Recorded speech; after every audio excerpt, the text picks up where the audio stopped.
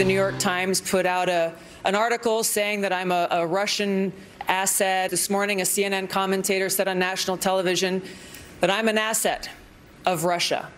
Completely despicable. I think they've got their eye on somebody who's currently in the Democratic primary and are grooming her to be the third-party candidate. She's the favorite of the Russians. They have a bunch of sites and bots and other ways of supporting her so far. And that's assuming Jill Stein will give it up, which she might not, because she's also a Russian asset. Podcast with David Plouffe, former Secretary of State, former candidate for the Democrats, saying that Tulsi Gabbard, a current candidate, is a Russian asset.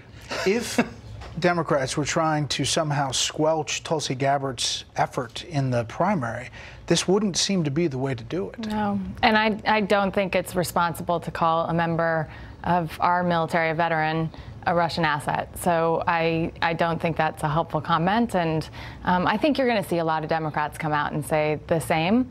I'm kind of surprised that she made the comment and that it made the podcast. But there it is. Like you would have edited that out if you were David Plouffe. I don't think he needs the attention. So, yeah. Meantime, Johanna, there is still fallout from the White House Chief of Staff and how it's being interpreted, what he said yesterday. Take a listen.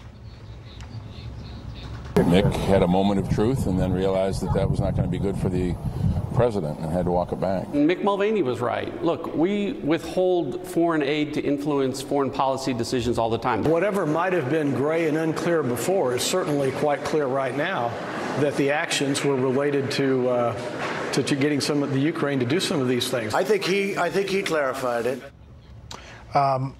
You know, kind of clarifying what he said, and then he put out a statement yesterday afternoon trying to do the same thing. Yeah, there's a lot of clarification. I mean, if I was under an impeachment inquiry, I would have message control. But President Trump has proven with his proactive communications that he's always keeping himself in the offensive position. Yesterday, he made Mick Mulvaney go out and do that. I don't think, that was a coincidence. He said, you need to go out here and deliver this really bad news that everyone is going to take poorly. Well, not only that, but also say that the G7 is going to be at my place in Doral. And that's the whole thing. And even the facts that he was using there, I was at the Camp David G8. I helped plan it. And I remember the positive feedback we got from world leaders who got that intimate feeling at Camp David, which is an extraordinary site. To throw that under the bus and say that it wasn't a good summit when literally the UK duplicated that summit with Loch Earn the next year, it was just factually inaccurate.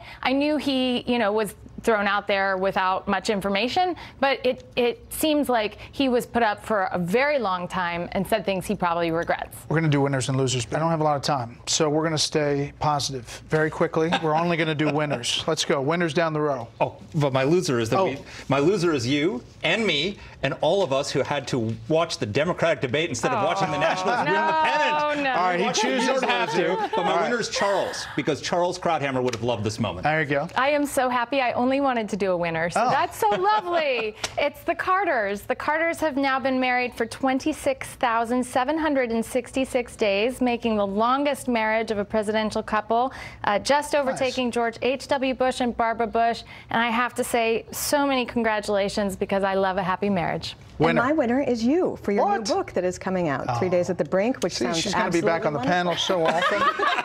I shouldn't have made you my loser. Thank you very much. I appreciate that.